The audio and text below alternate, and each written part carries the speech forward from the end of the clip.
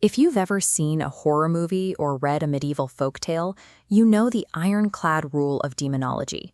Calling upon the forces of hell is a terrible idea.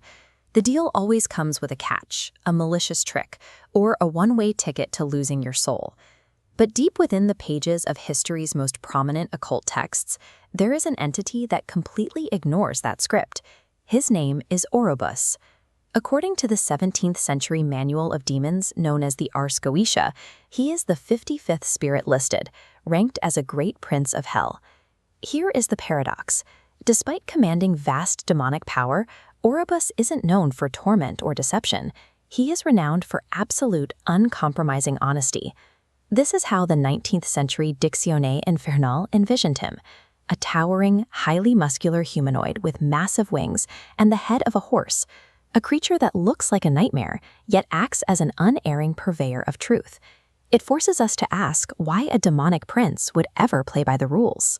This timeline shows the major catalogs of demons. In 1577, Johann Weyer published the Pseudo-Monarchia Daemonum, formally documenting Orobas. By the mid-17th century, the Lesser Key of Solomon cemented his lore, locking in his rank as spirit number 55. This organizational chart maps out his military might.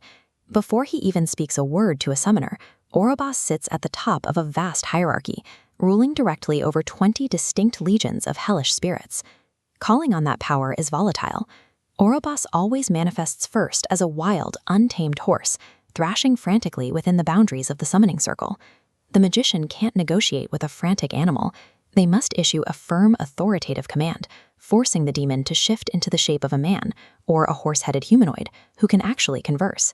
That physical mastery, dominating a wild beast and binding it into a reasoning form, is the required first step before the transaction of cosmic knowledge begins. Once bound, Orabas is essentially a perfect oracle.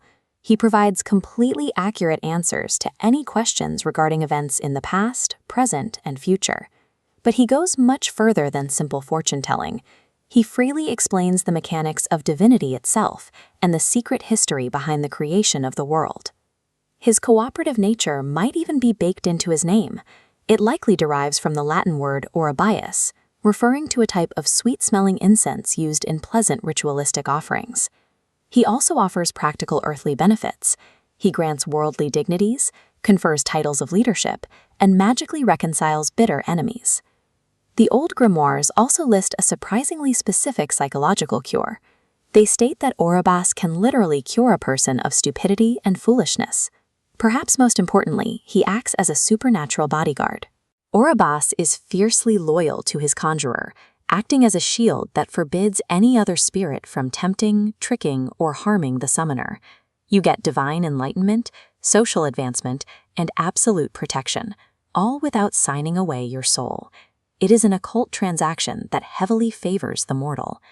When you look at the sum total of his actions, Orabas doesn't fit the profile of a monster lurking in the dark to torment humanity.